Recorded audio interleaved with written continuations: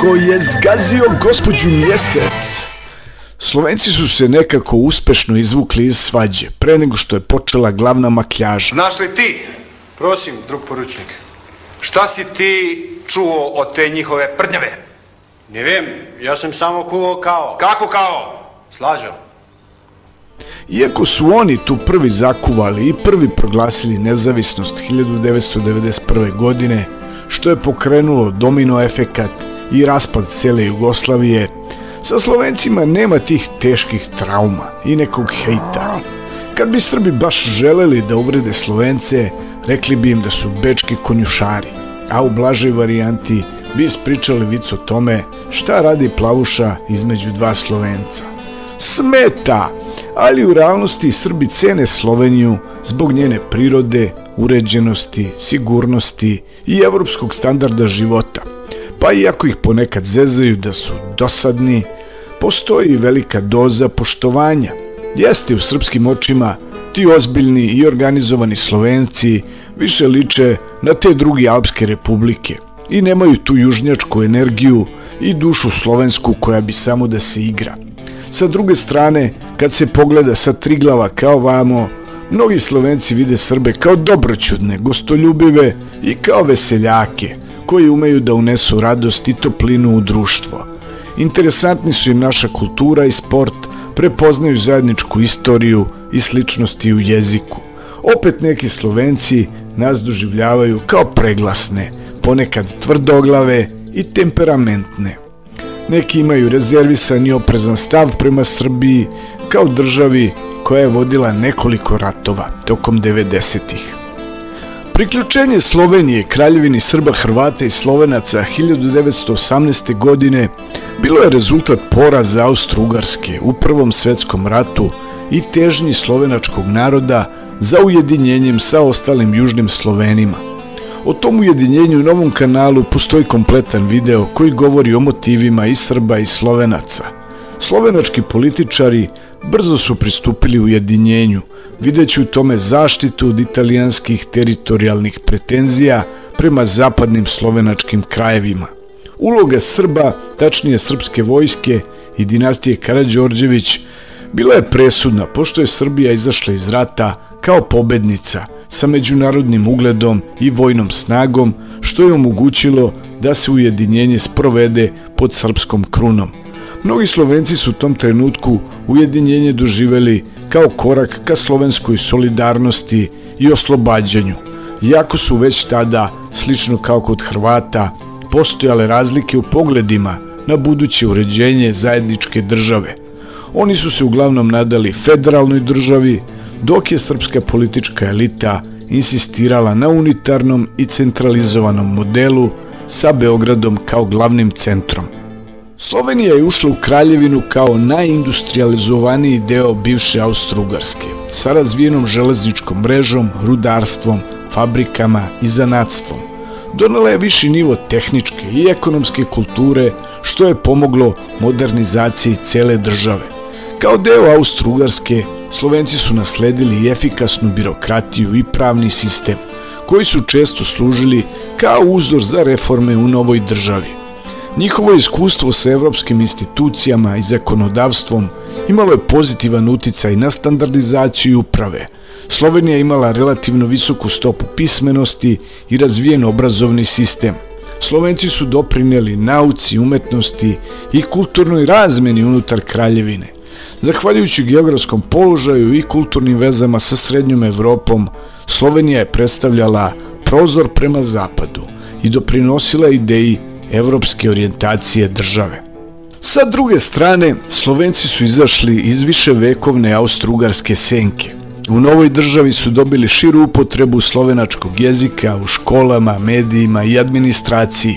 Već 1919. je osnovan je univerzitet u Ljubljani, prvi na slovenačkom jeziku. Iako je Slovenija izgubila neka tržišta iz doba Austro-Ugarske, u zajedničkoj državi je bila najrazvijenija oblast, te je njena industrija igrala značajnu ulogu na velikom unutrašnjem tržištu. Uz to, Slovenci su postali ravnopravna konstitutivna nacija u kraljevini, što je bio veliki napredak u odnosu na prethodni status u Austro-Ugarskoj, i učestvovali su u parlamentu i vladi. Dakle, Slovenija je priključenjem Kraljevine SHS dobila sigurnost, nacionalnu afirmaciju, kulturnu slobodu i pristup zajedničkom tržištu. Ipak, nezadovoljstvo zbog centralizacije i razlike u političkoj kulturi kasnije su stvorili tenzije koje će rasti tokom vremena. Slovenci su smatrali da se stalno nalaze pred izborom da li je bolje biti prvi na selu ili posljednji u gradu i ljutili su se što su morali da pomažu manje razvijene delove države. A Srbi su se na kraju ljutili kako se fruktal sokovi prave od voća iz Srbije koje se odveze u Sloveniju pa se onda prepakuju tetrapakove i prodaje Srbima. Svi su tu nešto počeli da se osjećaju iskorišćeno. Ono što se, bar u Srbiji, malo zna je da je vreme Drugog svjetskog rata za Slovence bilo vreme brutalne okupacije i prisilne asimilacije. Slovenija je podeljena između nacističke Nemačke, fašističke Italije i Hortijevske Mađarske.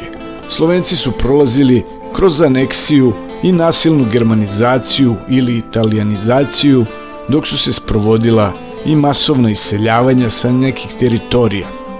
Što da, ne zvuči toliko strašno kad se uporedi sa koncentracionim logorima, ali tu negde leži i objašnjenje zašto je slovenačkih partizana bilo tako puno i u tom smislu Slovenci mogu biti ponosni na svoj antifašizam. Kada je stvorena SFRJ, Slovenci su ponovo zauzeli svoje staro mesto kao najrazvijenija i najindustrializovanija republika u Jugoslaviji. A kada se Tito posvađao sa Staljinom, Slovenija je opet bila most prema zapadu, a uz to i ekonomski motor države. Stanovnici Slovenije su najviše putovali i radili u inostranstvu. Ljubljana je bila važno kulturno i naučno središte sa snažnim univerzitetom i institucijama, a u kulturi je gajila zapadnoevropski senzibilitet. A čak su i lečili Tita, sve dok ovaj nije umro. Neki od najpoznatijih robnih marki i fabrika dolazili su iz Slovenije. Gorenje Velenje je pravilo belu tehniku i izdvajali su se po kvalitetu i modernom dizajnu. Tam je pravio kamione i autobuse, a Iskra je pravila sve i svašta. Među svim proizvodima iz domena elektronike, telekomunikacije i automatizacije izdvaja se i to da je godine 1962. Iskra osnovala odeljak za industrijski dizajn, prvi u Jugoslaviji. Svi iz tog vremena pamtimo ovog lepotana, a moji stric i strina ga i dalje koriste i radi besprekorno i posle 40 godina korišćenja. Eto šta su Slovenci uradili za nas, tačnije za moga strica i strinu, a i za nas ostale, malo starije. Verujem da su mnogi koristili nešto od sportske opreme napravljene u elanu, ili su nosili obuću marke Peko, ili su se vozili na motociklu ili čamcu koji pokreće motor marke Tomos. Ako nisu to, onda su verovatno vozili poni bicikl napravljen u tvornici Rog, slavnu Poniku. A ako baš ništa od svega toga, onda su barem negde nekad popili neku koktu. Tako da jesu Slovenci malo dosadni, ali za neke stvari svaka im čast. I onda dolaze ratne 90. Učešće Slovenije u tim ratovima bilo je kratko, ali veoma značajno, jer je upravo u Sloveniji počeo raspad Jugoslavije. Dana 25. juna 1991. Slovenija je proglasila nezavisnost od SFRJ zajedno s Hrvatskom. Jugoslovenska narodna armija je reagovala i pokušala da zauzme granične prelaze, aerodrome i ključne tačke u Sloveniji. Sa druge strane, slovenačka teritorijalna odbrana i policija su se suprotstavili tako što su uništavali komunikaciju, vozila i snabdevanje JNA, dok su istovremeno kreirali intenzivan diplomatski pritisak preko zapada. Uz posredovanje Evropske zajednice, 7. jula 1991. je potpisan Brionski sporazum kojim je postignuto primirje. Dakle, posle 10 dana i oko 60 poginulih ukupno, rat je bio gotov. Sve to je najbolje opisao onaj 19-godišnji vojnik JNA Bahrudin Kaletović iz Tuzle, koji je na prvoj liniji fronta u Sloveniji rekao reporteru televizije Jutela: oni se kao cepljuju, a mi im kao ne damo. ovi kao hoće da se ocijepljuju, a mi kao ne damo. U stvari mi samo hoćemo se vratiti u Kasaru, ništa više.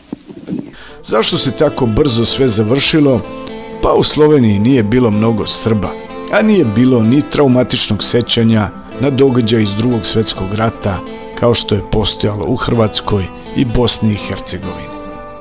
Posle tih ratova i pada Slobodana Miloševića, Slovenci su bili prvi koji su primetili priliku za biznis, uložili oko 38 miliona evra i već 2002. izgradili na Novom Beogradu najveći Mercator centar van Slovenije.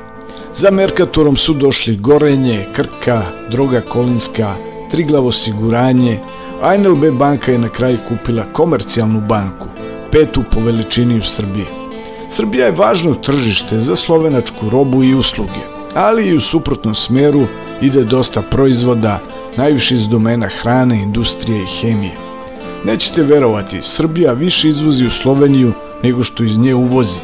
Glavni razlog je što slovenačke firme u Srbiji često koriste domaću radnu snagu i dobavljače i izvoze gotove proizvode nazad u Sloveniju ili Evropsku uniju. Dakle, ekonomski odnosi su pragmatični i obostrano korisni. Kada se na to doda saradnja u oblasti kulture i obrazovanja, kao i turizam, možemo reći da su odnosi odlični. A što se tiče sporta, Srbija i Slovenija su postali ljuti rivali u fudbalu i košarci. Srbi naravno misle da su bolji, ali rezultati u posljednje vreme to baš i ne potvrđuju. Pa onda jesu li sada Srbi i Slovenci drugari, baš kao Dončić i Jokić? Pa moglo bi se reći da smo ok sa Slovencima, mada realno Dončić je naš. A baš ovaj tandem budi tu jugo nostalgiju, kakav bi to Dream Team bio sa njima dvojicom i ostalim asovima sa prostora bivše države. Šteta, nepovratno šteta, što reče Arsen Dedić u svojoj popodnevnoj pesmi. Nadam se da vam je ovaj video bio interesantan i od neke vrednosti za vas. Molim vas da ostavite vaše komentare kao i da like, share and subscribe. Kad vas lepo molim.